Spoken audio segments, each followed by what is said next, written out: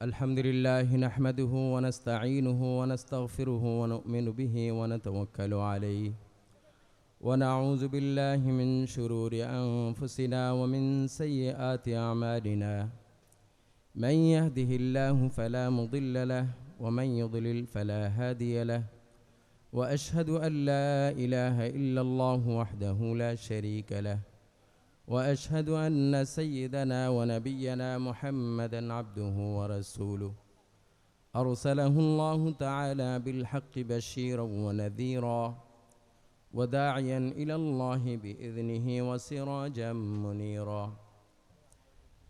أما بعد فأعوذ بالله من الشيطان الرجيم بسم الله الرحمن الرحيم إن هذا القرآن يهدي للتي هي أقوم وقال رسول الله صلى الله عليه وسلم إن الله يرفع بهذا الكتاب أقواما ويدع به آخرين أو كما قال النبي عليه الصلاة والسلام الحمد لله মহান রব্বুল আলামিনের অসংখ্য মেহেরবানি চট্টলার ঐতিহ্যবাহী দ্বীনি এবং সামাজিক সেবামূলক সংস্থা ইসলামী নবজাগরণ সংগঠন বাংলাদেশের উদ্যোগে আয়োজিত আজকের বার্ষিক ইসলামী মহাসম্মেলন খতমে বুখারী মসজিদ মাদ্রাসা কমপ্লেক্স উদ্বোধন উপলক্ষে আয়োজিত আজকের এই বিশাল ইসলামী সম্মেলনের মহতরম সভাপতি, উপস্থিত বিভিন্ন মাদ্রাসা থেকে আগত, বিভিন্ন জামিয়া থেকে আগত হযরতে শাইখুল হাদিস মুফতিয়ানে আজম মুহাদ্দিসিনে কেরাম সহ অন্যান্য উলামায়ে কেরাম এবং উপস্থিত আছেন অত্র এলাকার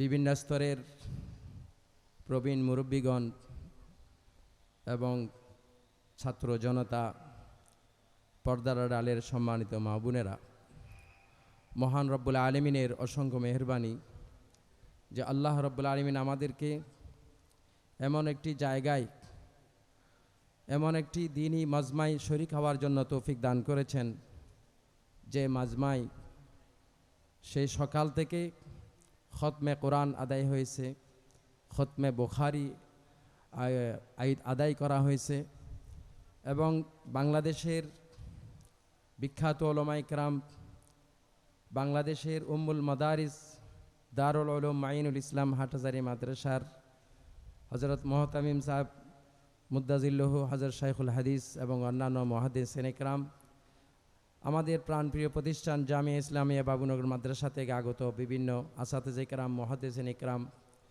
আলহামদুলিল্লাহ এই এলাকার জন্য অত্যন্ত সৌভাগ্যের বিষয় যে এতগুলো উলামায়ে কেরাম একসাথে পাওয়া, এতগুলো উলামায়ে কেরামের পদধূলিতে ধন্য হওয়া, এটা বড় পরম সৌভাগ্যের বিষয়। এই দেশের জন্য, এই জাতির জন্য সবচাইতে বড় নেয়ামত হচ্ছে এই সমস্ত উলামায়ে দ্বীন।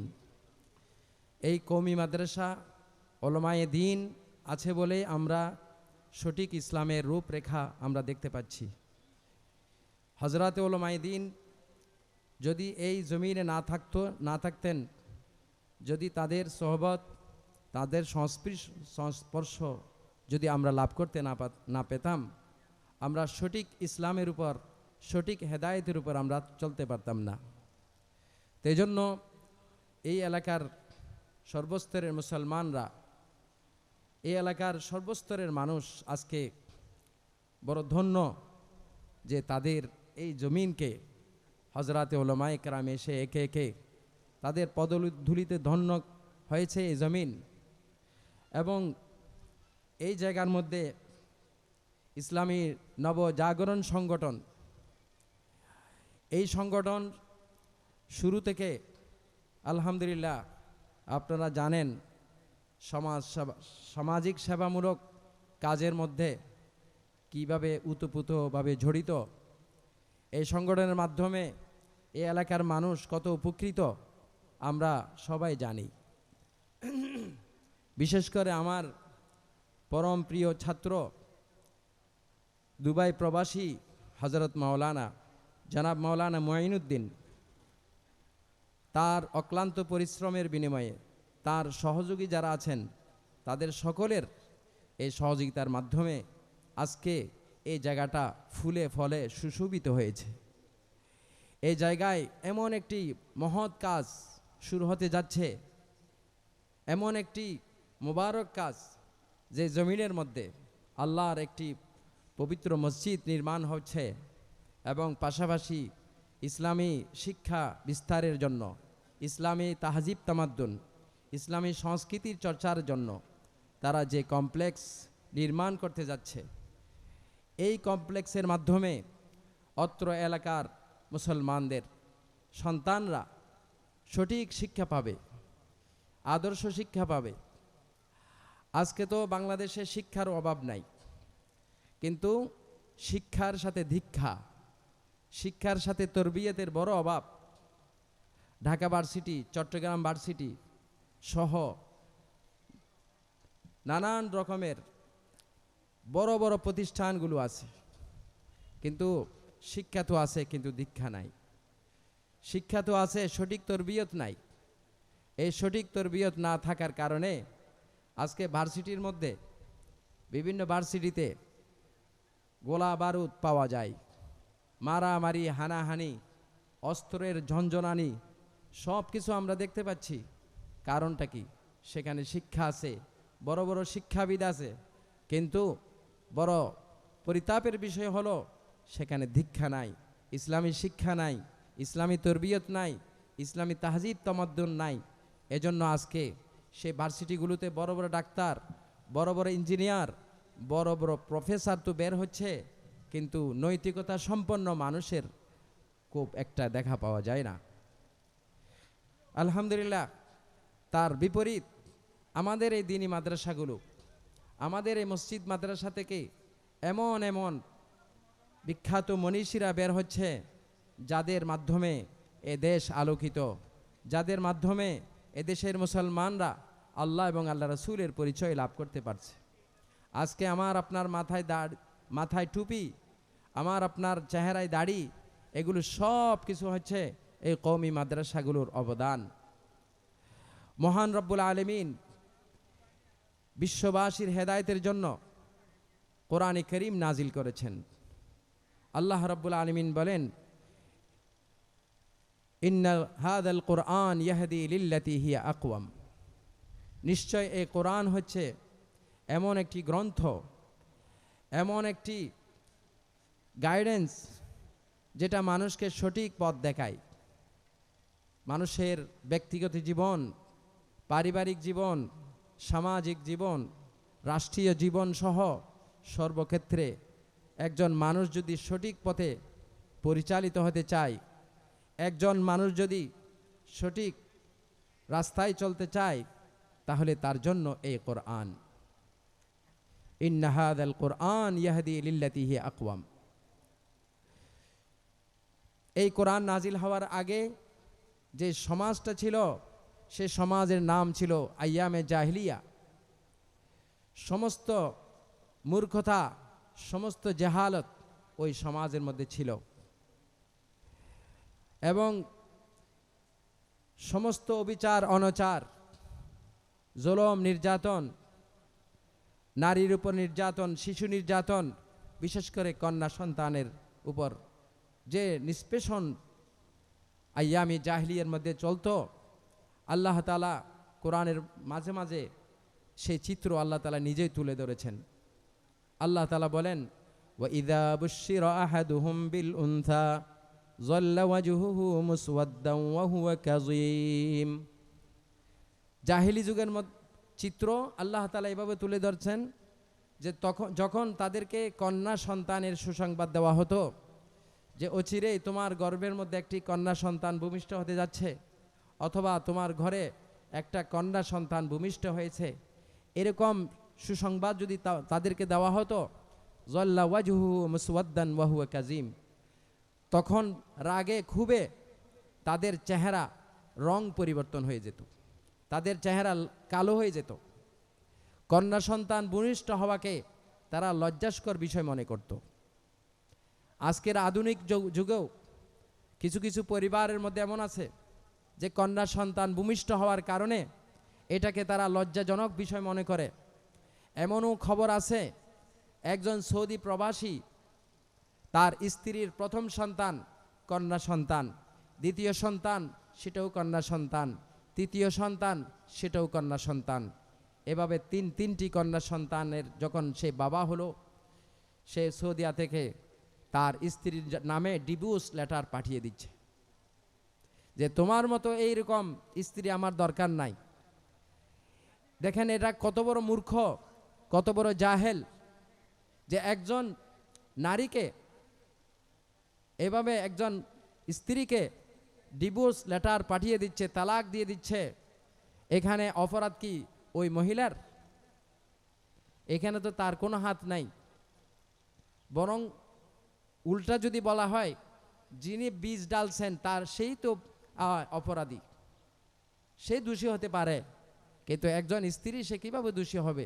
এটা আল্লাহ রাব্বুল আলামিনের তো ইচ্ছা। আল্লাহ তাআলা যাকে ইচ্ছা তাকে ছেলে সন্তান দান করেন, যাকে ইচ্ছা কন্যা সন্তান দান করেন, যাকে ইচ্ছা উভয়টাই দান করেন, আবার যাকে ইচ্ছা কোনো সন্তানই দেন না। এই যে মূর্খতা, এই জাহালত, এটা ছিল জাহিলি যুগের প্রথা।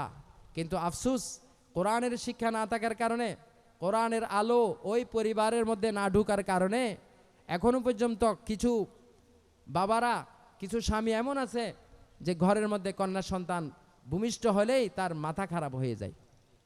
অথচ ইসলামের মধ্যে নারীর অধিকার, বিশেষ করে কন্যা সন্তানের অধিকার, রাসূলুল্লাহ সাল্লাল্লাহু আলাইহি ওয়াসাল্লাম বলেন, যার কাছে 3টি কন্যা সন্তান থাকবে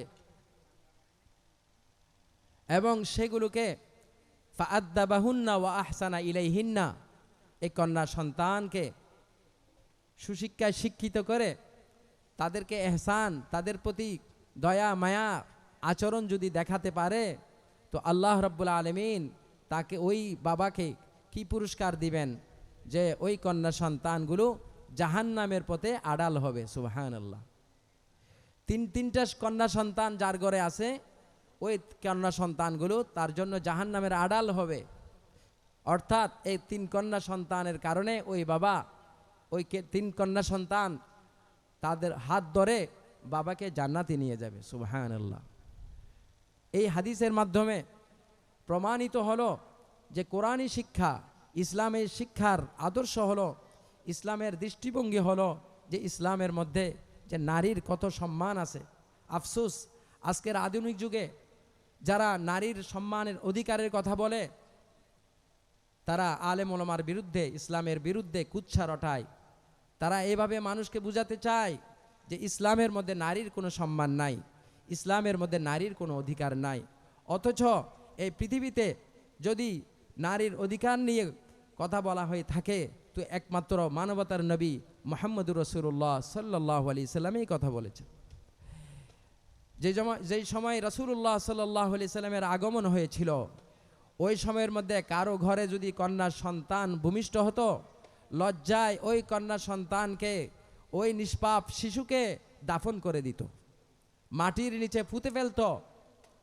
সেই জাহেলি যুগের কুপ্রথা, এই নির্যাতন নিষ্পেষণের এই ধারাকে মুহাম্মদুর রাসূলুল্লাহ সাল্লাল্লাহু আলাইহি সাল্লাম পৃথিবীতে এসে এটাকে উৎখাত করেছেন, এই প্রথাকে তিনি নির্মূল করেছেন।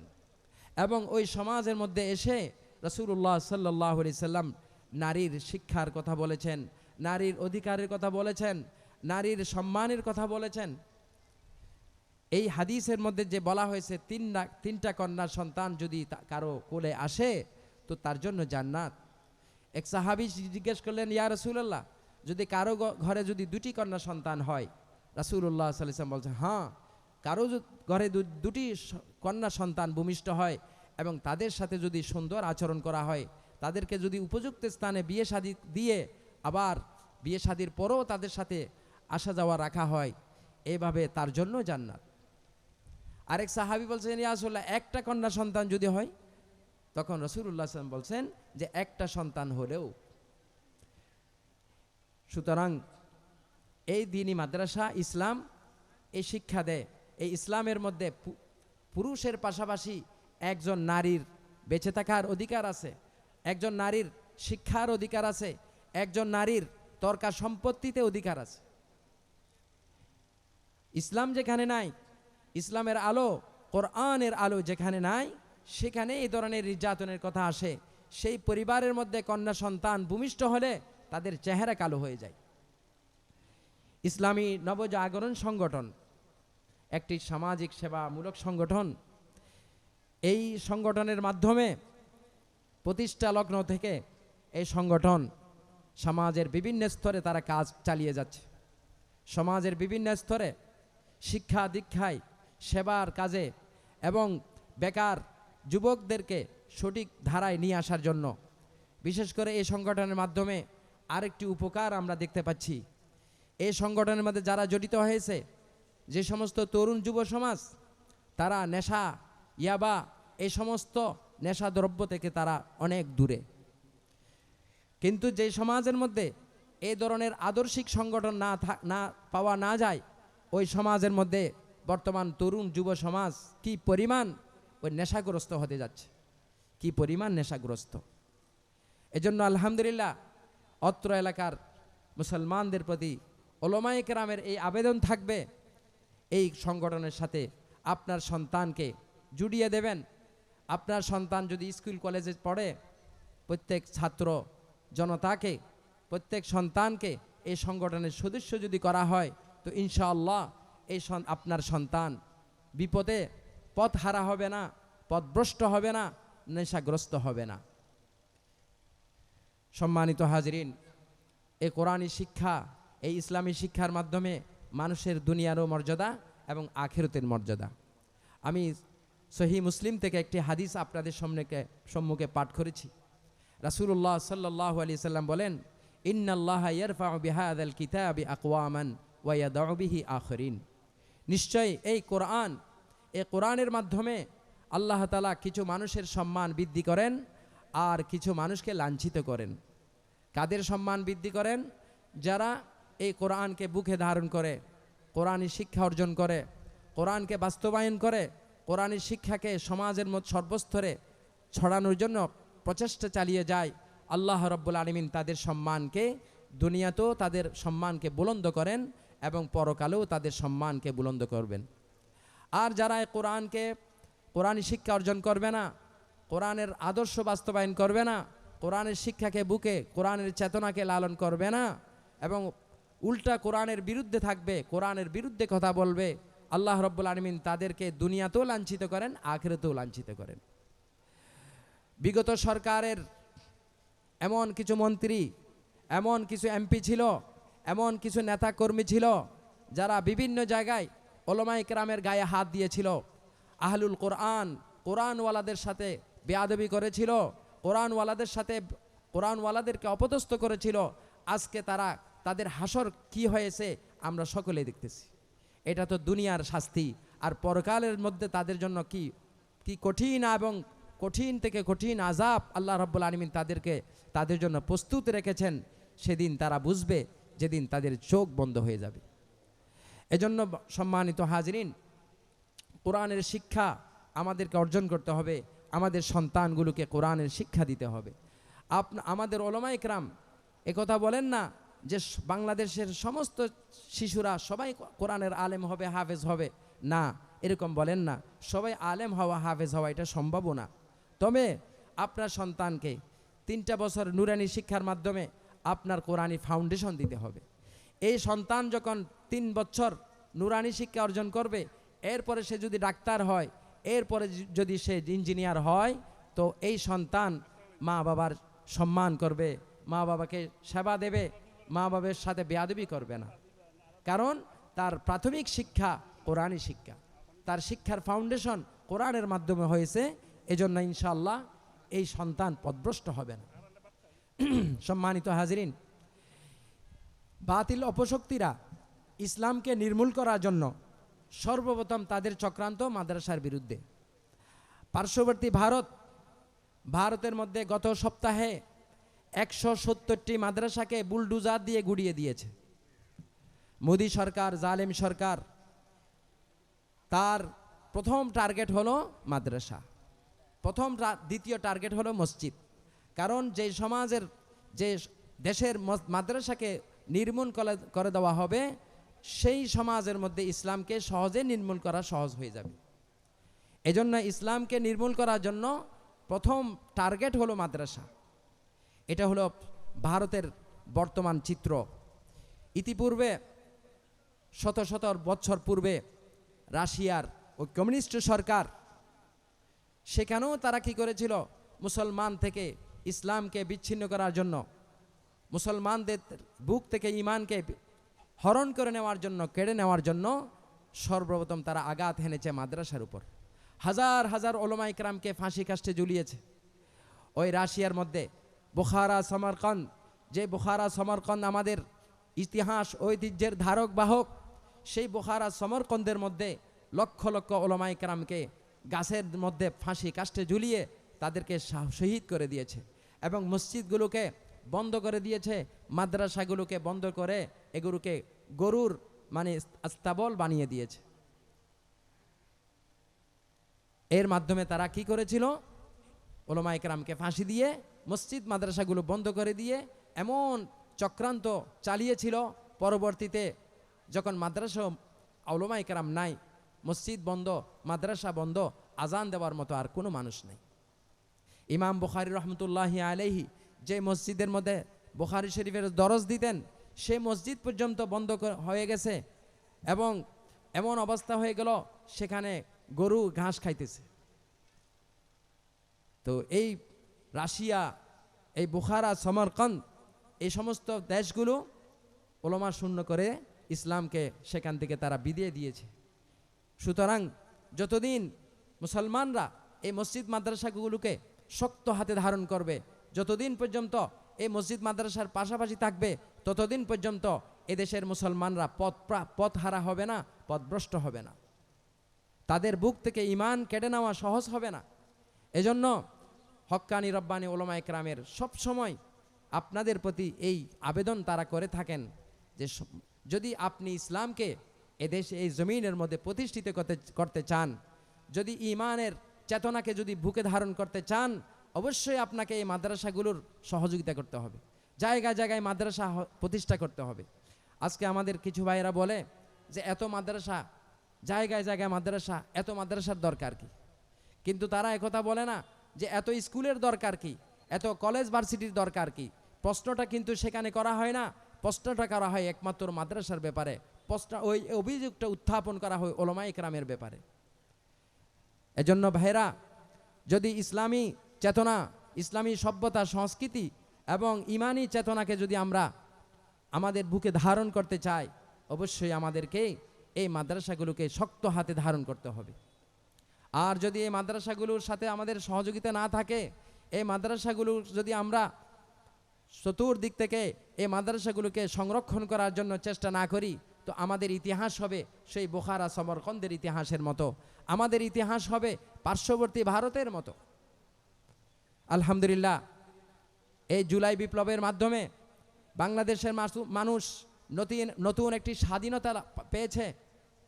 জুলাই বিপ্লবের আগে ওলামা ইকরামের জন্য কত কঠিন ভয়াবহ পরিস্থিতি ছিল আপনারা জানেন। 1 বছর, 2 বছর, 3 বছর ধরে ওলামা ইকরামকে সে জেলখানার মধ্যে বন্দি করে রাখা হয়েছিল। ওলামা ইকরামকে, শত শত ওলামা ইকরামকে জেলখানার মধ্যে বন্দি করে কোনো নিরপরাধ, কোনো অপরাধ নাই, অপরাধ একটাই, ওমা নাকামু মিনহুম ইল্লা ইউমিনু বিল্লাহিল আজিজিল হামিদ। ওলামা ইকরাম কেন ইসলামের পক্ষের কথা বলে, ওলামা ইকরাম কেন জিহাদের পক্ষে কথা বলে, ওলামা ইকরাম কেন কোরআনের আলো ছড়ায়, এইটাই অপরাধ। এই অপরাধের কারণে ওলামা ইকরামকে জেলবন্দি করা হয়েছিল। আলহামদুলিল্লাহ, হাজারো মুসলমানদের চোখের পানি, লক্ষ লক্ষ মাদ্রাসার ছাত্রদের তাহাজ্জুদ গুজারি এবং নির্যাতিত নিষ্পেষিত মুসলমানদের এই দোয়া আহাজারির মাধ্যমে আল্লাহ রাব্বুল আলামিন এই জাতিকে একটি জালেম সরকার, জালেম শাসক থেকে মুক্তি দান করেছেন। আলহামদুলিল্লাহ, এই জালেম শাসককে উৎখাত করার জন্য সবচেয়ে বড় ভূমিকা পালন করেছেন ওলামা ইকরাম। পাশাপাশি স্কুল কলেজ ছাত্র ভাইয়েরা ভার্সিটির ছাত্র ভাইরা তাদের অবদান আছে, কিন্তু 1 নম্বর অবদান হচ্ছে উলামায়ে কেরাম। এমন কোনো মাদ্রাসা ছিল না যে মাদ্রাসার মধ্যে তাহাজ্জুদের সময় দোয়া করা হয়নি, এমন কোনো মসজিদ ছিল না যে মসজিদের মধ্যে কুনুতে নাজেলা পড়া হয়নি। উলামায়ে কেরামের এই অক্লান্ত মেহনতের মাধ্যমে আলহামদুলিল্লাহ এই জাতি এই বিশাল এক জালিম শাসক থেকে মুক্তি পেয়েছে আলহামদুলিল্লাহ। পরিশেষে আমি ইসলামী নবজাগরণ সংগঠনের সর্বস্তরের দায়িত্বশীল যারা আছেন তাদের প্রতি আন্তরিক মোবারকবাদ জানাই যে আল্লাহ রাব্বুল আলামিন তাদের এই প্রচেষ্টাকে কবুল করুন। মসজিদ মাদ্রাসা কমপ্লেক্স যে বিশাল উদ্যোগ তারা গ্রহণ করেছেন, আল্লাহ রাব্বুল আলামিন তাদের এই মিশন এবং ভিশনকে সফলতার সাথে কামিয়াবি দান করুন।